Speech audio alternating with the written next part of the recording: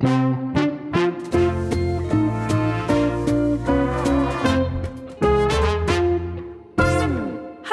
and welcome to the West End Corner podcast. I am Ella, I'm a theatre photographer, a massive theatre fan, and also I work as a production assistant at a podcast company. So I thought, why not combine my love for theatre and podcasts and create this theatre podcast? It's kind of been something I've been wanting to do for ages, but today I was sitting at work and I was just like, I'm just going to do it tonight. So I've brought a microphone and a stand and I just hooked it up to my laptop and hit record. So this episode is going to be a bit of like a pilot, what works, what doesn't work. But my idea is to have guests on and theatre fans and producers and backstage people and front of house, basically anybody that wants to come on. And my aim is to kind of keep these episodes quite short and bite-sized. One, because I don't have much time to edit them.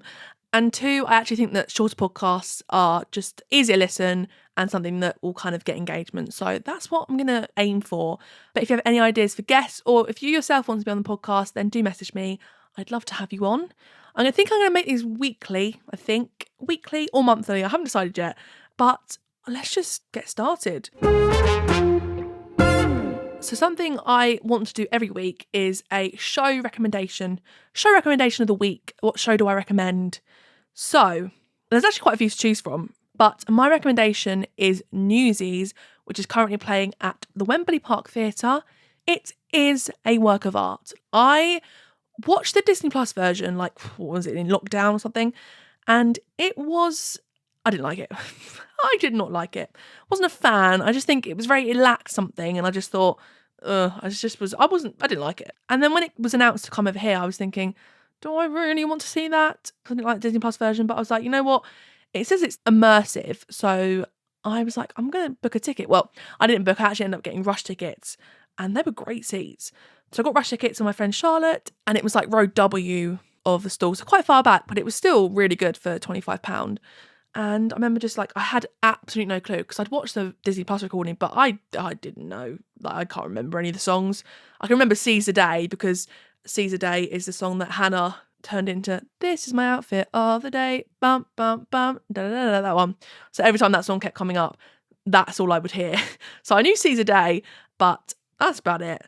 So then it started and wow, like the first thing that happened, I was just like, okay, yes, I'm in love with this show. And the dancing is just like out of this world, and the singing and the set and just literally everything. I don't want to do any more spoilers, but all I'm going to say is book your ticket. Annoyingly, there was just a Boxing Day sale on Today Ticks. It just ended, but I'm sure there'll be other Today Ticks sales, other sales. So keep your eye out and then book a ticket and get down to Wembley Park Theatre because Newsies is my recommendation of the week. Okay, moving on. I thought the first podcast, I've got to answer a few questions. So I literally about, 2 hours ago, asked you all on Instagram to ask me some questions about anything you want. Lifestyle, theatre, photography, anything. So I'm going to have a look now. I haven't even looked at these. So let's just have a look. Okay, so the first question is, what's a show you could watch forever and never tire of? Well, I think probably quite a lot of you know the answer to this, but it'd have to be Heathers. It would have to be Heathers. I just think every time I see it, I just notice something different. Like, for example, when I saw it the other day, it was my 29th time seeing the show. And I know that is crazy, but I obviously do the photography, so I love getting photos and I just love theatre. But in Big Fun, the line is, you need a jello shot. I've always thought it was, you need a gentle shot. I don't know what a gentle shot is. Like, I thought maybe it was a sort of type of drink they drink in America. I have no idea, but it's not. It was jello. Jello. Gentle. I can't say gentle in an American accent, but anyway, you learn something new every day. Someone asked how barbershop life is going. It's great. I sing in a barbershop chorus, which I absolutely love. It's just really nice to be singing again. My mum sang in the chorus for 10 years, and then I decided a few months ago to just audition for it, and I got in, and yeah, we've got some really exciting things coming up, and I love what we sing, and the people are lovely. It's kind of nice just to not go home and just sit and watch TV. Like on a Tuesday, it's singing and it's just great fun. So yeah, it's great. And then the next question is, what's the best thing about being a theatre photographer? How long have you got? I absolutely love being a theatre photographer. It's just been crazy. Like last year, 2022, absolutely crazy. In January, I first picked up my camera and took it to Heather's. It was Kaylee's Veronica debut. And literally 2022 has been so crazy. Like, so many amazing things have happened. I've got to do photography at West End Live. I've met some amazing people and made some amazing friends. And I'm hoping this year I get to work with some fellow photographers. I just can't wait to see what this year will bring. And my big aim, which quite a lot of you know, is to do kind of like a backstage from the wings sort of type photo shoot, because honestly, I just would love to do it in the mirror when they're doing the makeup. I can envision it. I've got ideas and lots of fun things and ideas. So hopefully I'll be able to achieve some cool things. And this actually was one of the things I want to do this year. So I'm ticking that off early. It's the 5th of Jan. Favourite London venue? I'm going to sound like a broken record, but it has to be the Other Palace. One, it's really easy to get to for me. It's literally a half an hour train journey direct. It's brilliant. I love it. And they do some great shows. Obviously, we had Heather's there for, just over a year? Yeah, just over a year. But then we've also had things in the studio like Millennials, which was incredible. We all know how much I love Millennials. The ball pit and the go-kart. And there was bubbles and there was just pink craziness and avocado wonderfulness. And it was great. And the casts were amazing. Both casts were amazing. And then I saw Roles Never Play for Ali in the main theatre, which was just such an inspiring show. And it was really lovely to get to be there. And we have the open mic night at the Other Palace hosted by Elsa, who was Veronica and Heather's, on the 11th, and then by Georgina on the Wednesday after, I believe. So we've got open mic nights there, which I'm very excited for. I've never done an open mic night, and I need to print off my score. It's just reminded me of what I want to sing. So hopefully I get to sing there. But I'm interested to find out what's going to be going into the Other Palace after Heather's, which is due to end on the 19th of February. Some people have been saying be more chill. I just really want the Hope Mill production of Rent to go in the Other Palace. Just putting that into the universe. That's what I would like. Have I booked any shows for 2023? Yes, I have. So I've got the open mic night. I've got Heather's sing-along, which I am very excited for. Who's going to be there? How excited are we? Have we all practiced? Have we all rehearsed our lines? But what else do I have booked? I have Bake Off musical booked. I have No Limit Song Cycle booked twice. I loved Every Girl Needs a Mother, which Natty May Paris sang a few years ago as part of like the workshop. So I loved that song when I first heard it. And then when I found out it was coming over to the Turbine, I was like, yes, I'm booking that now. And then the cast came out and I was like, this just could not get any better. So you got like Natty May Paris, Hannah Lowther. I honestly cannot be more excited for it. So I'm going to go and see that. What else I got booked? I must have more. I'm quite like a last minute person though, so I'll do rush tickets. I'll kind of book it like a few days in advance. Oh, Newsies. I booked to see Newsies again. I booked to see it in a different location. It was such a hard show to photograph. It was really hard because I didn't know what to expect, and it was a new venue and obviously they're dancing really fast, so it was hard to photograph. So I'm going back, but I'm seeing a different angle as well, so that should be fun. And then Heather's closing, which we're not going to talk about because it's sad. Oh, and then in March, I've got, I sound surprised, I've got the Heather's in Brighton I'm going to see in March. I've got lots of concerts, so I'm seeing Harry Styles and Billy Joel. Oh, Lucy Jones. I'm going to see Lucy Jones in Reading, which I'm really excited about, and taking my mum, because actually my mum is who got me into theatre, so I love going to theatre with my mum. So yes, that's what I've got booked so far. There'll be many, many more, I'm sure. Okay, next question. Favourite musical of 2022, aside from Heather's?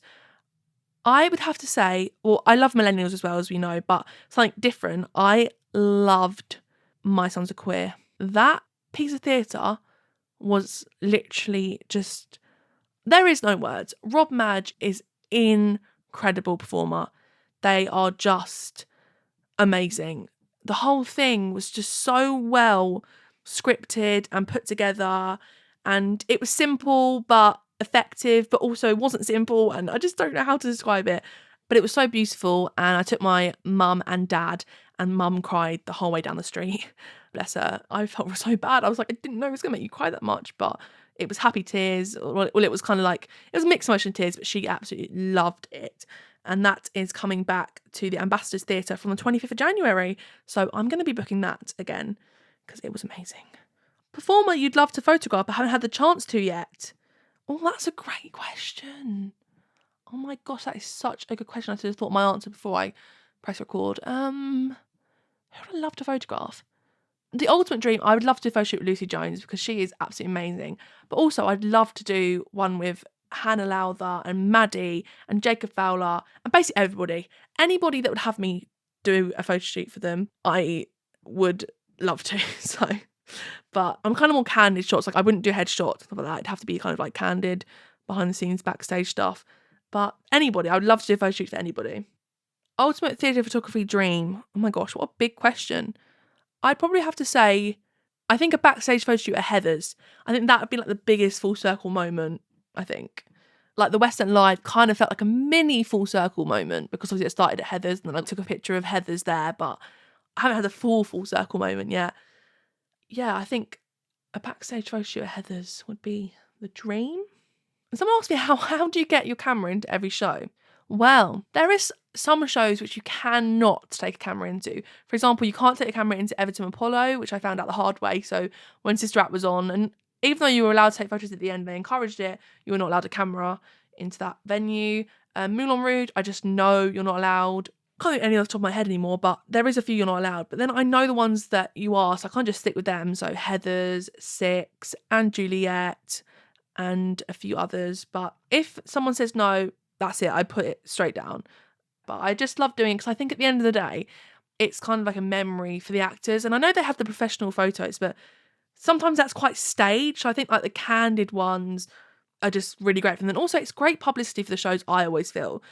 Some, for example, like Cabaret, having no photos is very smart because it actually makes you want to go and see it.